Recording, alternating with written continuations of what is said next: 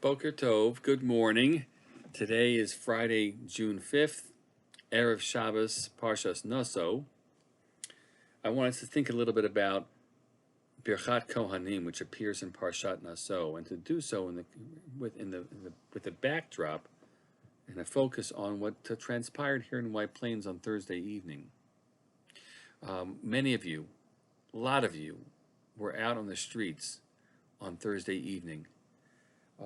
Over the course of the week, when we say out in the streets in the evening, we almost imagine that we're talking about the protests that have taken place each and every night across this country, day and night, after the horrifying event of a brutal killing of George Floyd by a policeman who clearly had hate in his heart and out of control, bad apple, whatever you want to say. That's not where our focus is.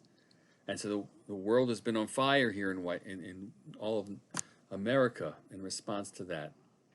It's sort of boiling over with all the rage of that event, and somehow seeing and understanding that it reflects the larger problem that exists across this country in terms of the place of the black person and in relation to the white person, the racism that seems to still be very much part of the world that we live in. And so the world has been on fire, and we're well aware of the protests around the country, and many of them which have turned violent with rioting and looting that's gone on from certain elements that are mixed into those otherwise peaceful protests. And so in White Plains, we had something different happen. We all stood in a big perimeter of White Plains, and for the most part, talked to one another and clapped, and somehow said, "Well, is this lame? This is our response to racism." It just seems so strange. Why aren't we screaming and hollering? And partially we couldn't scream and holler because we were trying to follow rules about not, in a pandemic with a mask on and not getting all that moisture droplets out into the areas. We're trying to follow those rules. But it wasn't just following rules. There was a different vision of what was going to be in this gathering.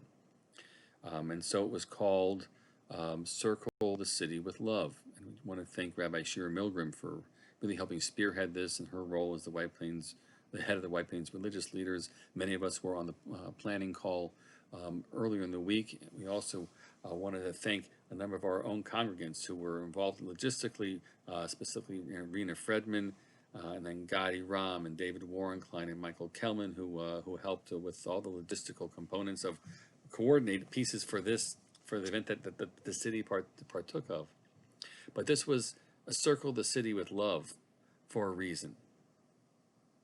And it kind of said that, look, we can scream and holler, but somehow we've got to determine that we're going to draw a different energy. Rabbi Milgram actually referred to somehow, working our moral muscles a little bit. And that was an interesting way to reflect on it.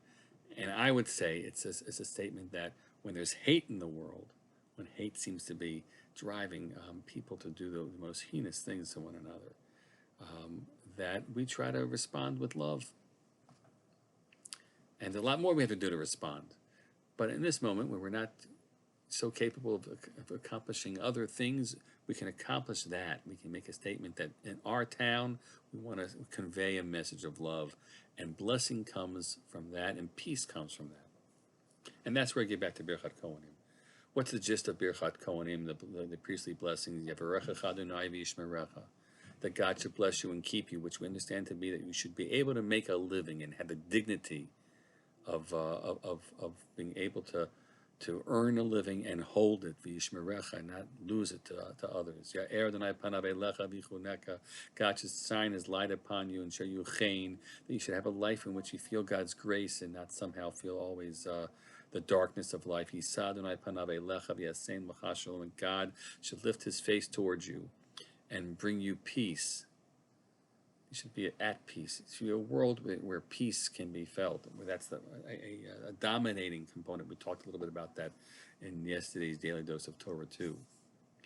So the Kohen stands up and gives these words, and he opens with his bracha, Asher Kedeshanu b'mitzvot v'kedushato shel Aharon. God, you have sanctified us with the sanctity of Aaron. V'tzivanu levarech amo Yisrael. And you've commanded us to bless his people Israel, and that should be where it ends. Yet we add the words be'ahava. That God, you commanded us to bless Israel with love. And here I would contend that all these blessings, the blessings that we seek to convey and to create a certain type of world, can only happen if we try to channel what it means, a loving spirit to one another. And I'm not, I'm not a corny guy, and I don't try to play in the soft arts of fluffy language, but there's something strong here, and it's a decision that people make. That I look at you and I say, I must be engaged in a loving way with you. And if I put that in my mind, then I want things for you and you want them for me. And goodness comes into the world when that's our attitude. And so we circled the city with love. Do we make a difference? I hope so. I didn't look at the news last night to see whether or not it was somehow put in contrast to the other types of protests and people were impressed. It doesn't matter. Every one of us who are in this perimeter, and all of you who at least are hearing about it now, know that we did that.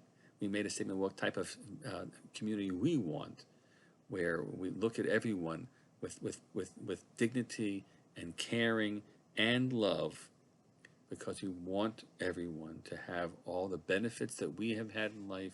We wish it for them, and we recommit to trying to ensure that they have it. That's how you fight racism. That's how you fight hatred in the world. You continue to do that, you can make a real difference. We wish you a good Shabbos and all good things to come. We should be able to give each other love all the time.